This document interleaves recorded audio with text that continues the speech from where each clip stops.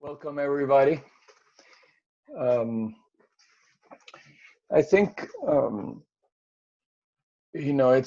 as Jeanette was saying, this is a spontaneous um, sharing that we're doing every Wednesday, which is working out pretty good because it gets us together and it gets us to share in this amazing time that we're living.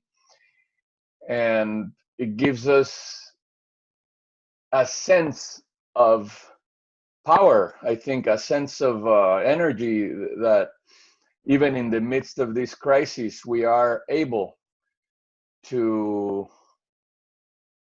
come to some sort of anchor in our lives that makes sense.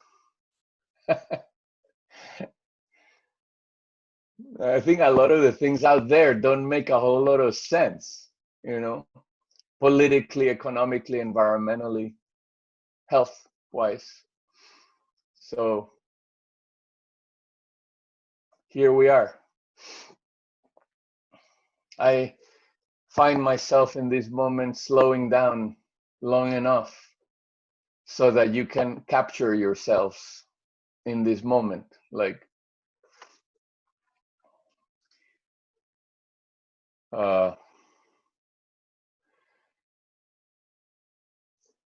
I'm just reading one of the messages. Yeah, Patricia had to leave because her battery is okay, going battery. Sure. Okay, no problem.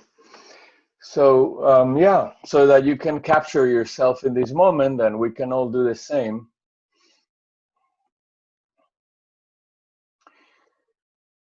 Where is it that you find yourselves? Like, how do you find yourself? What does that even mean? When you say, am I here? What do you look for? So we get to ask ourselves that question and answer it in the present moment, however you answer it to yourself. And you are building a conversation with your own self that we've said is really sourcing integrity in your life. And in it by itself demands your attention. I think we've mentioned that in some of these calls. It's like, oh, you are demanding attention of your own self, of yourself. So as you find yourself in this particular moment of time, you position your attention in a way that you can actually listen to yourself in the midst of the external movie that we're seeing. So you don't have to get so enamored with the movie. You could just fall in love with yourself in the midst of your movie. So that's what we're doing in this moment.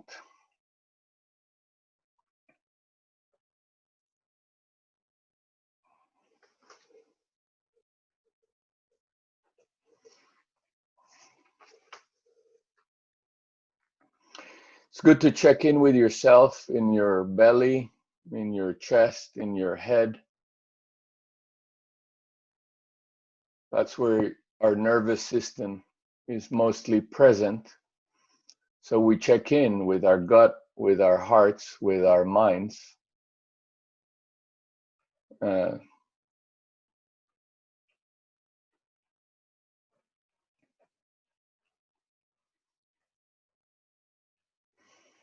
somehow we center ourselves in the way that we know will bring our attention to ourselves.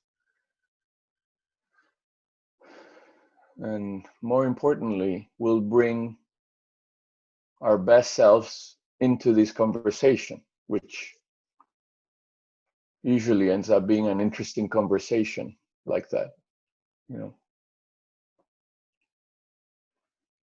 So as you sense your gut, you make a note. It's like, okay, what am I sensing in my gut? Like, what are the sensations? where is my attention? And we go around their body with that sort of curiosity as we maintain our attention in both the external and the internal. We're both externally living and internally aware. So we're bringing both of those capacities into our lives on a regular basis. That's part of like living in integrity. It's like, noticing at least who you are in the midst of all this fantastic movie that we're living in. And as you continue being with yourselves and emerging in this conversation, keeping your attention within your sense of self as your anchor in life, and if you have your eyes closed or open or whatever they are doing, you awaken into this moment. Once again, meeting yourself all anew, like welcoming yourself into your lives with that kind of amazement or wonder, as if you had never seen yourself before. So you're in this new moment. And welcoming the surprise, or being open to the surprise. I don't know what the surprise is going to be, but there is some surprise. Usually if you're here, welcoming yourself all anew. And as we continue the conversation, now moving out of more of this awareness, and we move more into some sort of structure that keeps us together in a conversation that is valuable to us. I ask you to bring your attention then to the conversation as you continue being present to yourselves,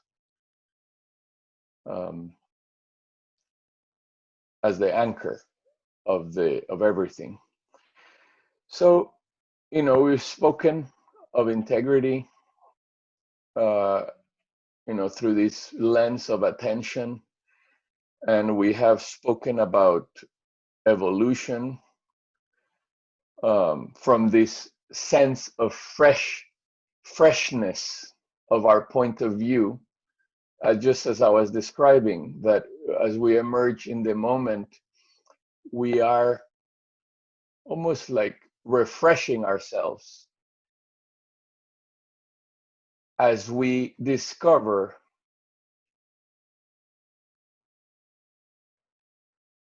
parts of us that we may not have seen before. And when we do that, evolution emerges because we see life from new points of view as this happens. And it's fantastic that Jeanette was mentioning about the emergent conversations that are happening in the community regarding creativity, collaboration, and also recently focus.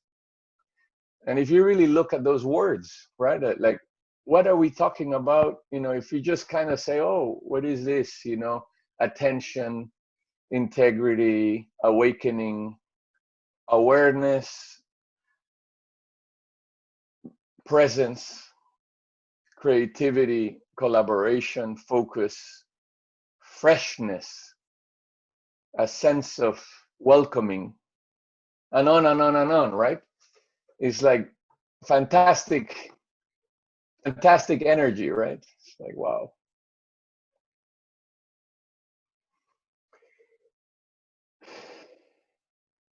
It's also why we want to stop, because you can't eat such beautiful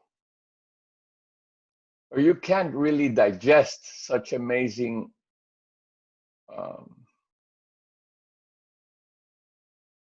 richness by simply thinking that you need to go to the next moment. I mean, it's not really honoring yourselves if we do that, or honoring ourselves. So we stop once in a while and we just be in silence, and we allow our being to emerge as it is whenever it wants to, in any way that it wants to be. But also there is something very interesting that I come into this conversation with, which is that when we look outside ourselves for that richness, it becomes very complicated, because we don't find it. Basically, that's the answer. There is no discovery on the outside. I mean, how many times can we look on the outside where it's like, okay, you know, it's the same thing over and over again. And in fact, research has shown that our minds have thousands of thoughts every day, but they're the same thoughts. It almost like it's a boring radio station that keeps playing the same song over and over again. And we keep listening to the same song as if we're going to discover something new. So, you know, there is so much we can do on the outside until we become bored, and also we become frustrated, and we become, in a way, kind of resentful, because there is so much noise on the outside, and so many. It's almost like being in one of these public markets where everybody wants to sell something. Come here, I have this, and you know, I'll sell you this, and you know, you need that, and I have the solution, and this is for you, and if you could only buy this, your life will be solved, and all this. And of course, we've grown into this kind of noise that is extremely overwhelming. It's like, it is so overwhelming that we become sick. We're no longer interested, and we don't want to listen anymore, etc. But it's relentless. Even in the midst of this crisis, one of the things that I've noticed is, oh, there is yet another offer in the marketplace. And the ones that hurt me most are the offers that are meant to kind of fix us suddenly. Like, if you only do this, then you'll be good. And the other day I was looking at some of these offers, and it's a lot about purpose, like find your purpose, and you know, discover your purpose, and the purpose, you know, of your life. And it's like, get into this course, you know, and you'll find who you are and what you're here to do, and blah blah blah. And it's like, you know, I don't want to go that much into it, because obviously it's an energy that is you know, for me, is quite disturbing. But I do want to mention it, because it is helpful for us to awaken into this movie that just keeps insisting on short-term solutions for something that is not solvable, because we're not machines. What are we going to solve about ourselves? There's nothing to fix. Everything is fine. Of course, we're living in a messy world, but that's not the whole story. So I want to bring the attention to yourselves today to something that is related to what I'm talking about, which is called fear. You know, the emotion of fear.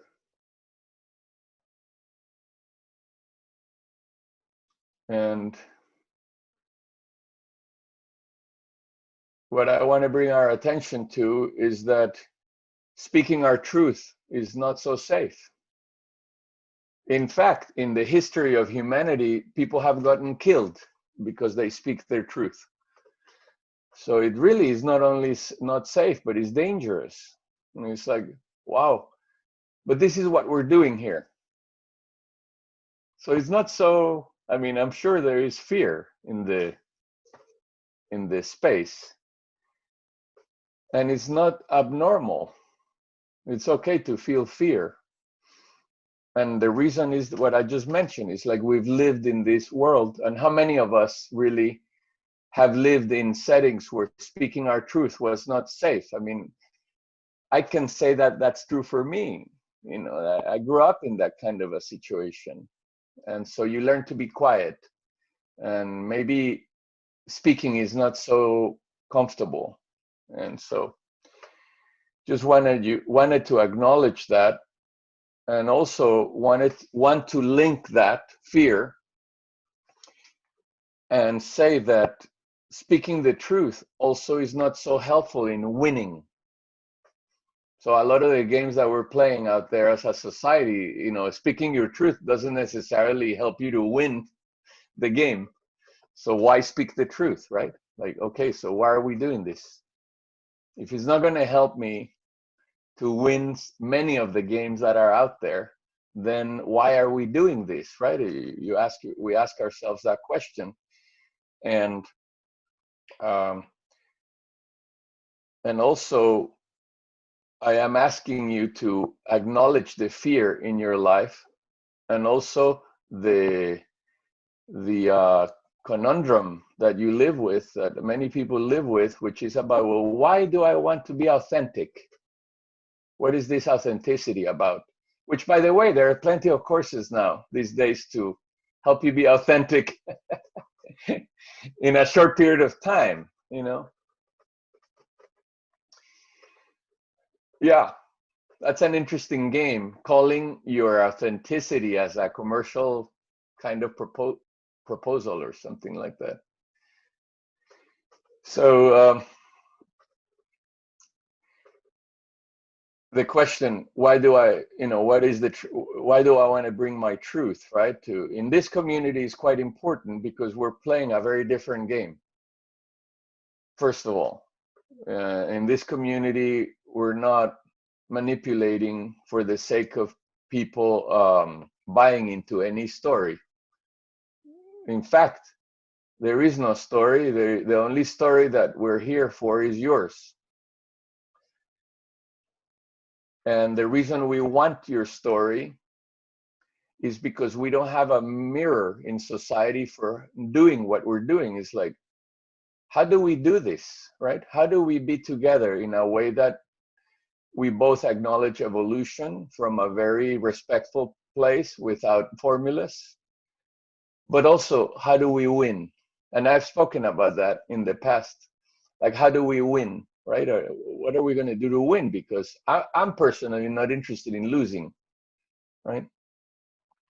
I don't want to be truthful at the expense of my own life. In other words, that's not interesting for me. I want to be truthful, but I want to win too. I don't want to be the one that was so naive that thought that everybody's hearts were open, and then I realized too late that that wasn't the truth, and I was killed. Well, I don't know. I mean, I want to reach heaven, whatever that heaven is, and I want to arrive. So yeah, I won, by the way, but I did it my way. So that's also what we're doing in this community. And I just want to bring attention to something that happened to me when I was at Stanford, at the university, at Stanford University in Palo Alto in California. And I kept thinking about research, and of course what I was asking was the question that couldn't be answered, which is, well, many questions couldn't be answered, but one of them was, is this research really representative of the truth of human beings, of the truth of reality? And so I took it all the way to the statistician at Stanford, and I said, look,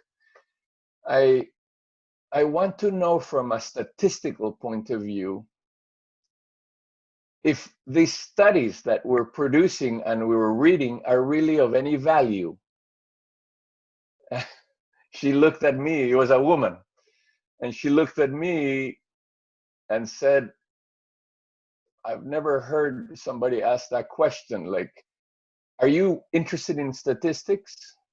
And I said, well, I don't want to do a PhD in statistics, but I'm interested in statistics because after all these years of spending my time in science, what I'm really interested in is, are we reflecting the truth? Or is this just another game about publishing in papers or in journals and presenting at world-class conferences so that we can put another diploma on our in our offices? I want to know the truth. And what ended up happening was that I started meeting with her for week after week and looking at this question from a statistical perspective. And what ended up happening was that 98% of the studies didn't mean anything. And I said, so why are we doing this? And she said, I don't know, Ruben. I mean, it's just the way science works. So I said, oh, wow. Okay. Well, thank you for sharing. It helped me a lot because I was able to present in conferences with not so much seriousness. It's like, well, I'll present some data to you guys, but I don't know if it represents the truth. I'll just present the data. And everybody was laughing like we are now. And you know, it helped me to free myself from thinking that science was so serious. It is serious, but not more serious than anything else anyway. So the last thing I want to say before I finish this is that we've spoken about truth and about the dangers of speaking our truth and about how it works in our community. And the reason why we want to speak our truth is not so that we validate what we're saying, it's simply because it's also valuable to speak our truth by itself. It doesn't have to be validated. It's simply a practice that allows us to exercise a part of us that will, for the ones that are interested in arriving in heaven as winners, right? It's an interesting thing. It's an important practice to do. And one thing about evolution within truthfulness, it's kind of like a redundant statement, but I'm saying it that way so that you remember. It's like evolution has a lot to do with truth. Otherwise, there is no evolution. But one of the things that happens is that we get to play a very different game in life. And the distinction is this, that you give and you receive. It's not just receiving. It doesn't work. In life, the fear of telling the truth makes you very much like, oh, well, I'm just going to get what I can so that I can move forward. But not here. That game is so popular out there that it's okay to play it out there because it's based on scarcity. But here we don't play the game of scarcity. It couldn't work. We play the game of abundance, but from a perspective of, I mean, Jeanette says, together we're limitless. That's one of the reflective statements, but it's also from the place of giving and receiving, which is, if you are playing the same game in an evolutionary setting or in a conscious setting that you're just getting, then you're not contributing in essence. And the being doesn't show up. It's just the way it goes. So here we give and we receive. And we don't get to hide. We don't get to kind of be like most people are in business, which is, well, I'll just disappear into the external stuff and I'll just do a lot so that I don't have to be. Well, here we do the opposite. We are, so that we can actually share and do something of value.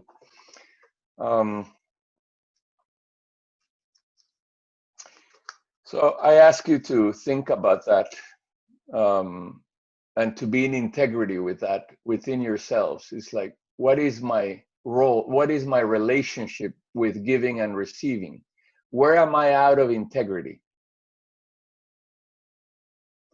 And I am personally, right, extremely sensitive about that interplay, because I've been betrayed in my life so much, thinking that everybody was there to give and receive. But then I realized, no, it was mostly getting that was there, and I didn't realize it. And I don't want to repeat that pattern in my life. So we give and receive, and I want you to consider that in your own lives.